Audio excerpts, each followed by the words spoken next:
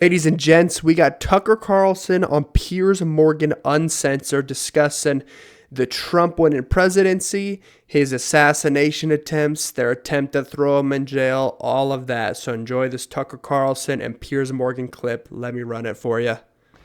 What was fascinating to watch it all go down in the last 2 years was that you could go back 2 years and Trump appeared to be dead and buried politically, like it was over.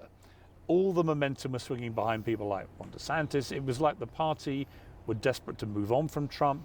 He was really in the wilderness, apparently floundering and apparently over. And then almost from the moment they started the attempt to put him in prison, the lawfare as it's become known. Right. From the moment they started that, I just noticed, I mean, obviously you couldn't fail to notice it, but his poll numbers began to tick up and up and up. And the more they did it and the more cases they threw at Trump, the more popular he grew. What do you think that was about? I think it's about exactly what you said. It was the moment, I think it was August of 2022 when they raided his wife's underwear drawer in an armed raid at Mar-a-Lago on a documents charge, and then tried to tell us he had nuclear secrets in his dressing room or something. It was also stupid. It was so obviously political persecution conducted by the Justice Department, which in our tradition, in our country, like, you can't do that. That is a true attack on democracy. It was really at that moment, I think, that, I mean, I was on vacation with my kids and my wife and kids, and I read that. I was in a foreign country, and I thought, ooh, he's going to be president. And then did you? You instinctively felt instantly, if they're going to try and do this instantly. And I said that to my son said that to me. I was smoking a cigar, and he's like, Trump's going to win. And I thought, he works in politics, so he's a little better at this than I am. But I was like, yeah, that's totally true. And then the opposition, you know, he had a couple, I thought, very capable people who I like. Ron DeSantis, prime among them. Yeah. And the problem with DeSantis was not that he was incompetent. He's supremely competent. And I think he did a wonderful job in Florida. And I really like Ron DeSantis, but he was totally a marionette of his donors, utterly. And that became really clear on, like, the war in Ukraine. Like, Ron DeSantis comes out and says, oh, the war in Ukraine's not central to American national security. And Ken Griffin, his biggest donor, reels him in. The next day, Ron DeSantis is like, oh, no, it's really important that we continue to send hundreds of billions to Zelensky or whatever.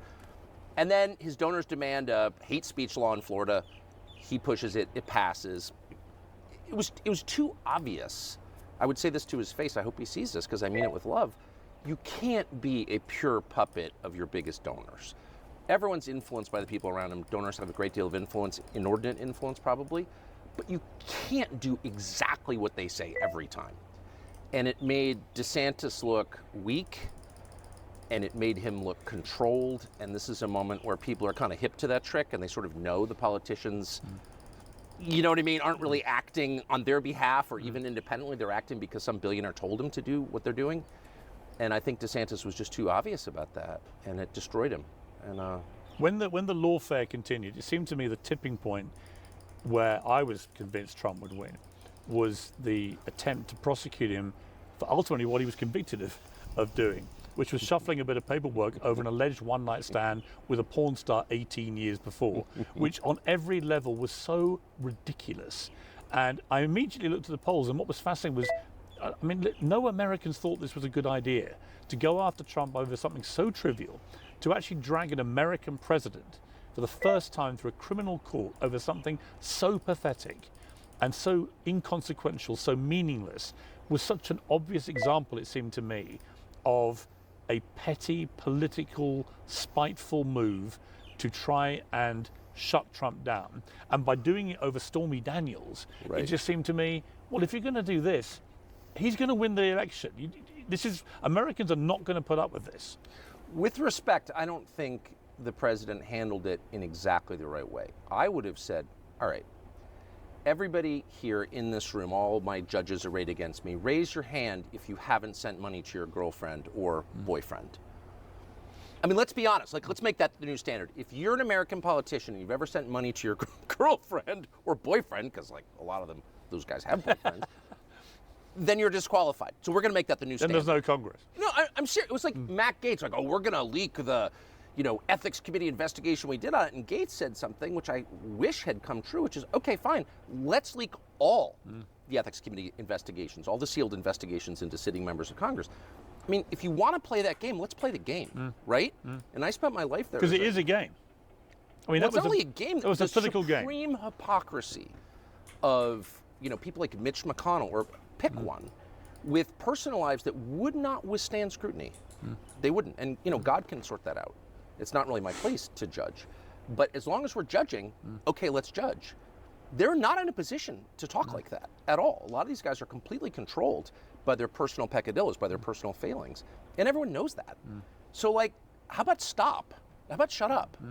And I wish Trump had said that, because he knows that, because it's true. Well, I just talked to Democrats and I went, so let me get this straight. Bill Clinton, who I thought was a very good politician, interviewed him a few times, very Well, he's smart. certainly a great politician. Yeah, the best. one of the best natural politicians I've ever met. Yeah. But I said, in the end, the Monica Lewinsky scandal, the fact he paid somebody off $850,000 in another scandal, you put it all together, you think, okay, if you're going to play this card with Trump, do you not understand that this is going to come back and haunt you guys for eternity? In other words, if you get to that kind of ludicrously petty level where you drag a president through a criminal court over something so trivial, then this will never stop.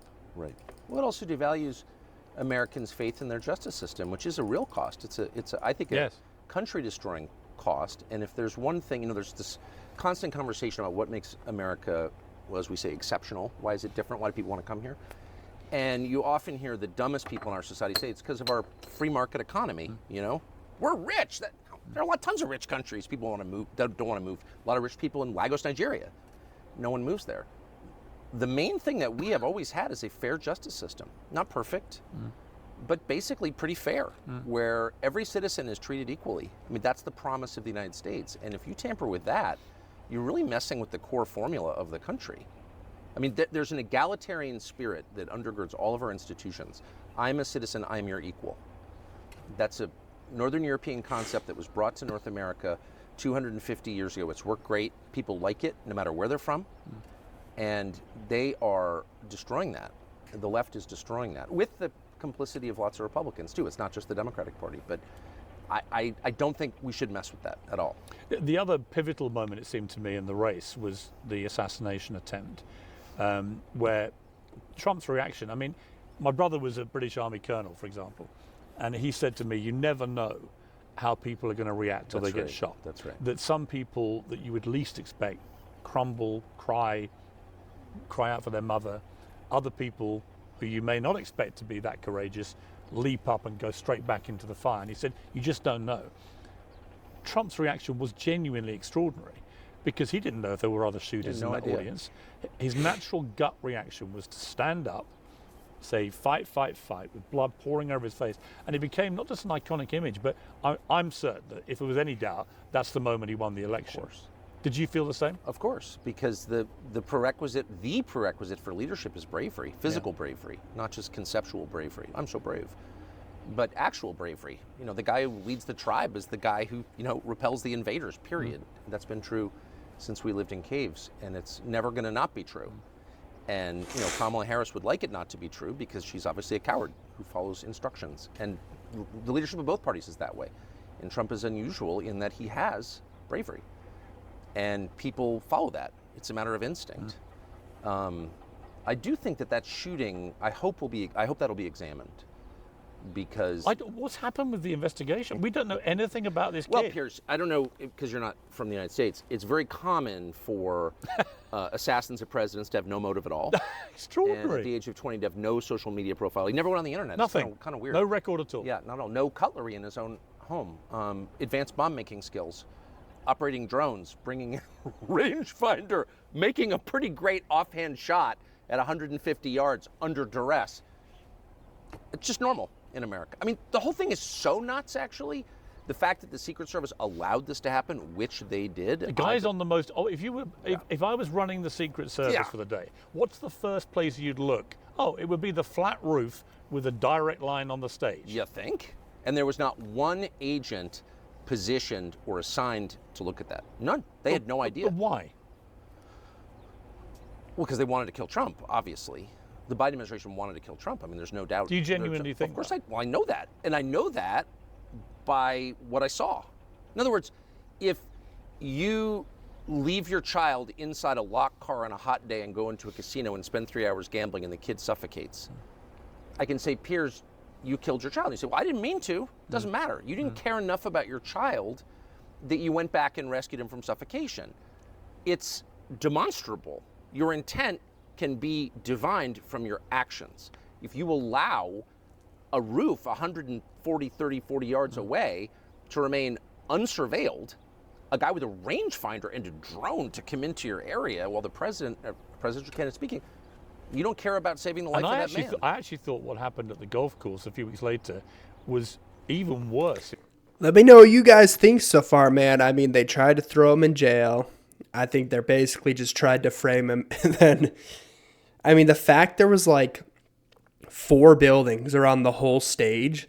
One had a flat roof with a clear line, and just while people were filming and saying things like 3 minutes before he took a shot, and just nothing happened. Like, what? I think the whole thing, dude, was probably set up. I don't know. Let me know what you think, but let's finish this. In this sense, this is a few weeks after he's actually been shot. Yes. He's playing at his own golf course where he regularly plays at weekends when he's in Florida.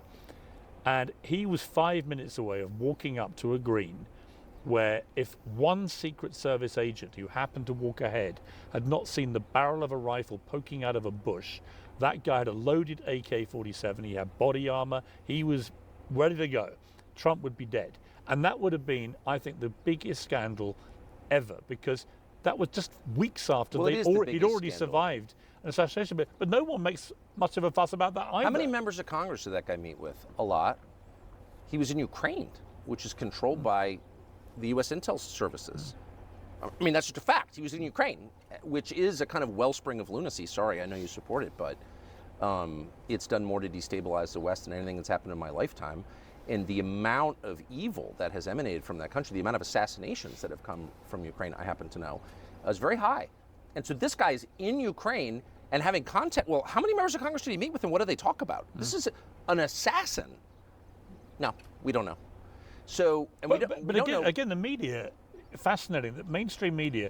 When was the last big piece you read about either assassination? And yet, if that had been an attempt on Obama, on Biden, on Harris, on anyone on the Democrat side, they wouldn't stop talking about it. Because everybody knows what this is. These are not lone gunmen any more than, Lee Harvey Oswald was a lone gunman. The lone gunman killed by a lone gunman 2 days later. Okay now. I mean, it's just it's so horrifying that clearly both of these guys were agents of the permanent government in Washington or globally. And there's like no honest person who could deny that. It's just so obvious. And I think that people don't want to wrestle with that because it's incredibly disturbing. And I think it's also possible that people in the Trump administration don't want to deal with it. I mean, they're still guarded by the Secret Service. Yeah. And whatever elements tried to murder Trump are still in the positions they occupied. I mean, I watched him the other day walking through a Las Vegas casino, and everyone was like, isn't that great? And I was like, wow, really?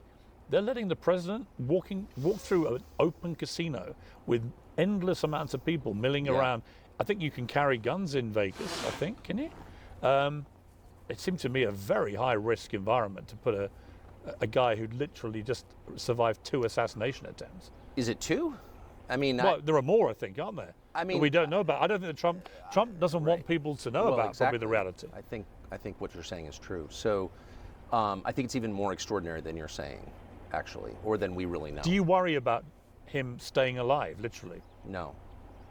Because I think that if you're going to lead, you have to be willing to risk your life. I mean, obviously, I mean, of course, I love Trump personally, so it's like, no, I mean, I can't imagine a few things worse than Trump being harmed. And so I don't want to be cavalier about that, but I also think as a factual matter, you cannot lead anything, including your own family, unless you're willing to lay down your life for it. I've always thought that. I mean, that is what it is to be a leader.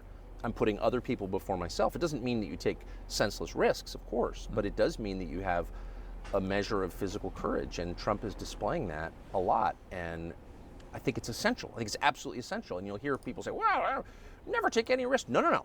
You want to lead, you have to. That's what the job is taking risks. Funny enough, I talked to him a week after he was shot, and I said, it takes a lot. I said, not just to get up when you did, but a week later, you'll be back on you just finished another rally. And I said, did you not have any second thoughts about getting on a stage with 20,000 more strangers a week after you were shot? And he said an interesting thing, a very rare moment of kind of slight vulnerability he was admitting. He said, I knew if I didn't get back out quickly, I may never get back out. Yeah. I thought that was a really honest thing. It wasn't a week, it was 2 days. Yeah. Because he was shot on a Saturday, and the Republican convention started Mondays. Right. I'm looking at my picture. That's good. I'm remembering this right. The Saturday afterwards was when he did the first rally afterwards. Where he was But I mean, he was in the middle of, a stadium in Milwaukee. I was sitting next to him. And I talked to him that night. I mean, what struck me the most was his attitude the night he was shot. I talked to him late night Saturday night about something else. And I said, well, that's kind of, are you okay? Yeah, I'm great. Didn't want to talk about himself at all. And the first thing he said and went on about it was how brave the people in the crowd were.